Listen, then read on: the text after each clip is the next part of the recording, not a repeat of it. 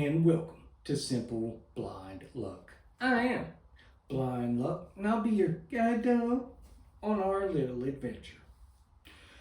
Alrighty, frequent watchers of this channel, I'm sure already know that I am a big fan of the Pontiac Trans Am. So, as you might imagine, I was a little disheartened when the Trans Am ended production alongside the Camaro in 2002. Now, I was even further dismayed in 2010 when Pontiac as a whole went under, because this kind of signified, well, there's no real chance of the Trans Am making a resurgence at all. And then in 2019, a little company known as Trans Am Worldwide decided that, you know what, this phoenix should rise from the ashes. Now, Trans Am Worldwide does some really amazing vehicles, and I will link them in the description. Be sure and check them out because they have some really cool stuff. But today I'm going to specifically highlight the 2019 Trans Am SE Bandit Edition.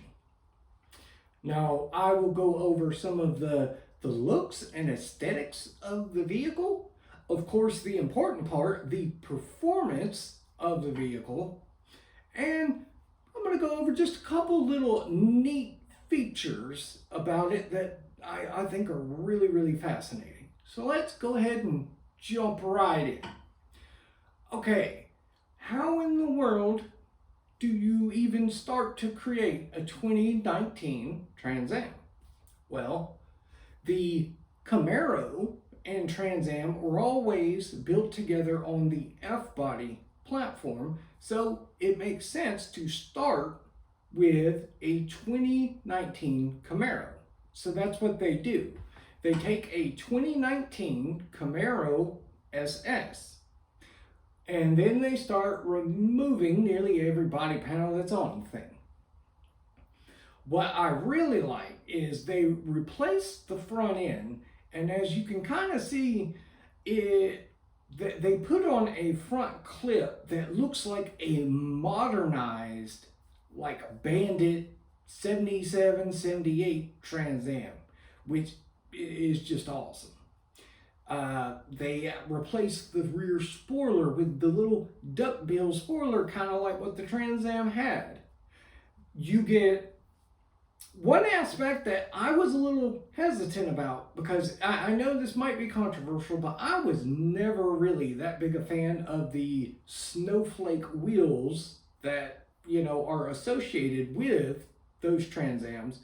But I've been told by a number of people that feel the same as me that although they use those, they up the size to 19 inches and it actually looks really good on the car. So that's a pretty cool aspect.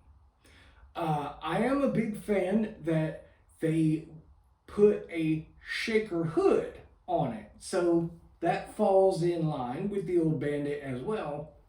And probably one of the neatest aspects, I think, is they actually gave it T-tops, which, man, that soothes my soul there, that to actually get a brand new car in 2019 and it had T-tops on it. Now, as far as colors, they are all black with some gold accents to fall in line with the Bandit. And I've been told the gold, they kept it kind of minor and just some accents here and there. And it's actually tastefully done, not overly gaudy or anything. They also go through your interior and redo it so that you get Trans Am badging and things like that. So it's not like it looks like a Trans Am on the outside, but then you open the door, get in, and it says Camaro everywhere or anything. So they really went the extra mile with it, which I can really appreciate. Now, let's get into the motor. The 2019 Camaro SS has a 6.2 liter LS motor that makes roughly 450 horsepower. But they weren't quite satisfied with that over at Trans Am Worldwide. So they just yanked that out completely, and it gets replaced with a 7.4 liter supercharged LSX engine. And not only is it supercharged, it is a 2.9 liter supercharger, which, to put in context, this supercharger displaces more air by itself than what the entire engine on, say, a 2-liter Honda can displace. So it's pretty amazing. It makes roughly 800 horsepower. Now, admittedly, that is measured at the flywheel, but some rough, quick math, I think that would equate to about 720 horsepower at the wheels, and it's about 800 foot-pounds of torque at the wheels, which, honestly, unless you're a professional driver, you're not going to be able to actually use that much power, especially anywhere on the street. You're just going to be roasting tires off of that thing. And that is really neat because, honestly, if you look back at the actual 77 Trans Am, it was kind of during the time when emissions were cracking down, and back then the 6.6 liter 400 that was in it was pumping out about 210 horsepower.